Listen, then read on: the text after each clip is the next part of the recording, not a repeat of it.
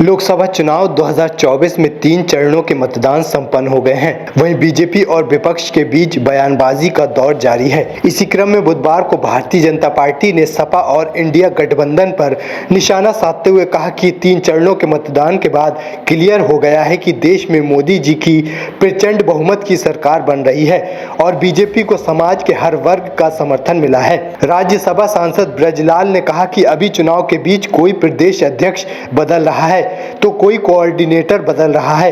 चुनाव के बीच में ही इंडिया गठबंधन के लोग घरों में अपना हिसाब किताब निपटा रहे हैं। उन्होंने कहा कि सपा ने प्रदेश अध्यक्ष बदल दिया ये बताकर कि वो चुनाव लड़ रहे हैं। ऐसे में अखिलेश यादव भी चुनाव लड़ रहे हैं तो राष्ट्रीय अध्यक्ष भी बदलना चाहिए। सपा पर हमला बोलते हुए ब्रजलाल ने कहा कि अखिलेश की सरकार में दलित पर हुए अत्याचार को लोग आज भी भूले नहीं हैं। इस दौरान दलित और पिछड़ों की जमीनों पर कब्जे किए गए। गुंडों माफियाओं ने दलित और पिछड़ों का कितना उत्पीड़न किया था क्योंकि उन्हें दलितों से नफरत है। उन्होंने आगे कहा कि दलितों और पिछड़ों का सम्मान सिर्फ मोदी सरकार में हुआ है और 5 तीर्थ स्थल इनके नाम पर बनवाया गया। आज गुंडे माफिया जेल में हैं। प्रदेश में 80 में 80 सीट पर कमल खिलने जा रहा है और देश में 400 पार। संविधान की सबसे बड़ी रक्षक मोदी सरकार है और कांग्रेस इसकी सबसे बड़ी विरोधी है। 3 चरणों के मतदान के बाद स्पष्ट हो गया है कि देश में भारतीय जनता पार्टी और एनडीए गठबंधन प्रचंड बहुमत के साथ माननीय प्रधानमंत्री श्री नरेंद्र मोदी जी के नेतृत्व में सरकार बनाने जा रहा है। आम जनमानस में भाजपा को व्यापक जन समर्थन है।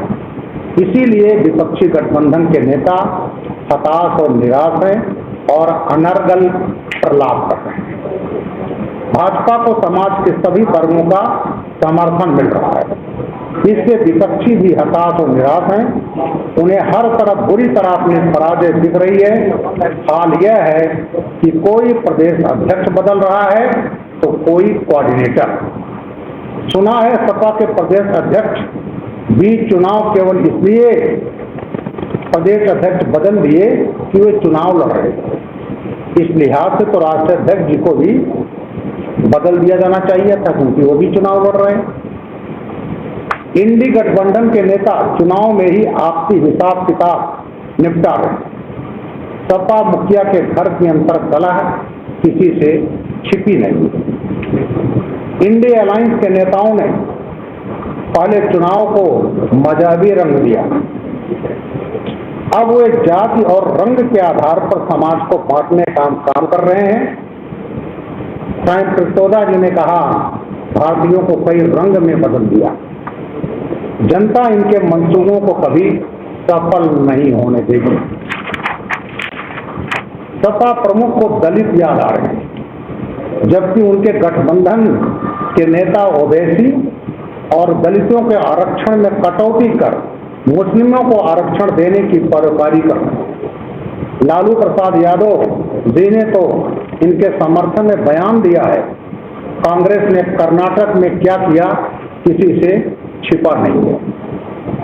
पिछड़े और दलितों पर अत्याचार करने वाले अखिलेश यादव के कार्यकाल में प्रदेशवासी भूले नहीं।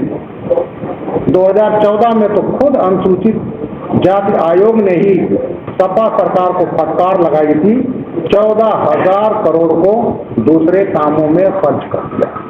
मैं भी एससी आयोग का अध्यक्ष रहा और उस समय जब मैं गया था तो उसमें अध्यक्ष दोनों उपाध्यक्ष गैर दलित।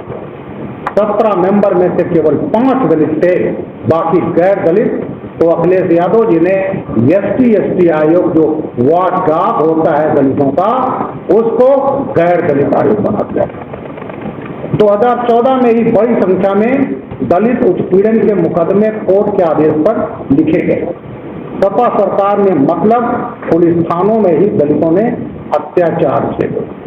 ये वही अखिलेश यादव हैं जब सत्ता में आए तो 1 लाख से अधिक दलित कर्मचारियों अधिकारियों को पदोन्नत करके न केवल उन्हें पूरे दलित समाज को अपमानित किया। दलितों और पिछड़ों की जमीनों पर सरकार समर्पित गुंडों माफियाओं के ही कब्जे हुए। आज भाजपा सरकार इन कब्जों पर बुलडोजर चलवा रही है और वहां गरीबों के लिए के मकान बनाए जा रहे हैं।